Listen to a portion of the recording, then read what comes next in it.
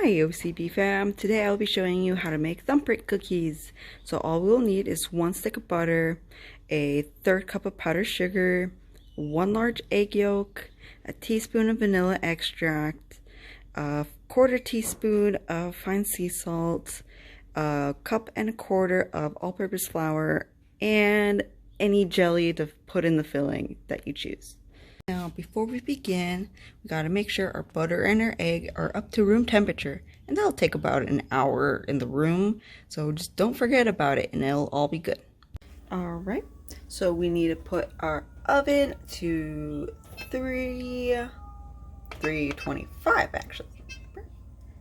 And then we make sure that there's nothing in the oven. I have already checked. Now, it's especially important for thumbprint cookies because we'll be using our hands a lot. We gotta wash our hands with soap for 20 seconds. So on a measuring cup, a 1/3 cup of powdered sugar should come about there. Alright, so I have put the powdered sugar in there, and now I'm just putting in the softened stick of butter. Now I'm gonna beat these two together until they're creamy, nice and mixed. If you don't have a mixer like I do, the butter should be soft enough to do this by hand. So now this is a good chance to put in your vanilla extract as well as your egg yolk. Now I'm also going to be a tad extra and add some almond extract to it. Just 1/8 of a teaspoon. Alright, so I have all 3 of my ingredients, and now that almond extract is extra. It's an optional thing. I was just going to test it out. And so, just like a little bit before, we're going to mix this together until it creams. Alright, so I have my 1.25 cups of all-purpose flour, and to that I'm just going to add my 1/4 teaspoon to it of salt.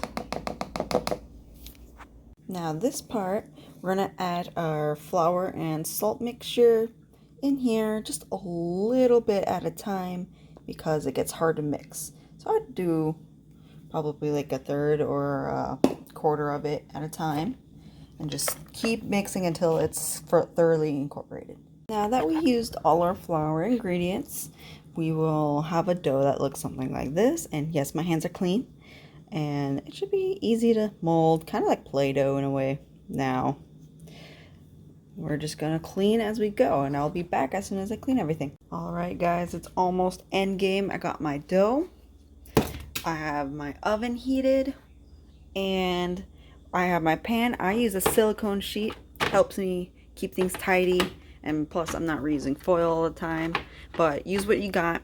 You can foil, platform, or even just grease up your pan. Alright. So what we want to do is grab like tablespoon, just a little size of dough, and we want to round it up, and we're going to put them onto our tray and flatten them down, and I'm going to lay them all out like that, but I'll do the first one. This is where the cookie gets their name. It's a thumbprint cookie, so we want to give it a nice swoosh. Now we don't want to flatten it out.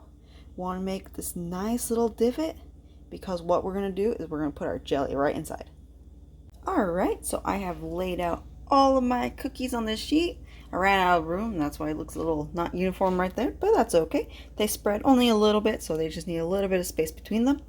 And I'll be using apricot jelly and some peach jelly just because I'm running low. And honestly, you can fill these with whatever you like. So I'd like to use my little spoon just because I think they're the perfect size for these little wells in these cookies.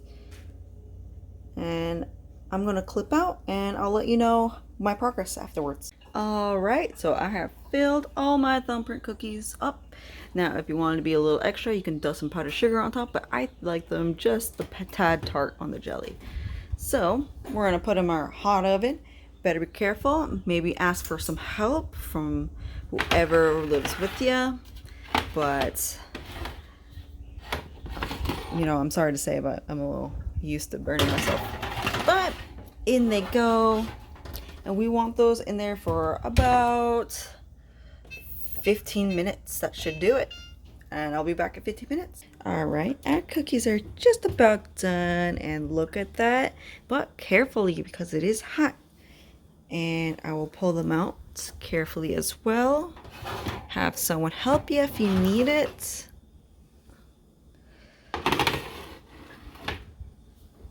All right.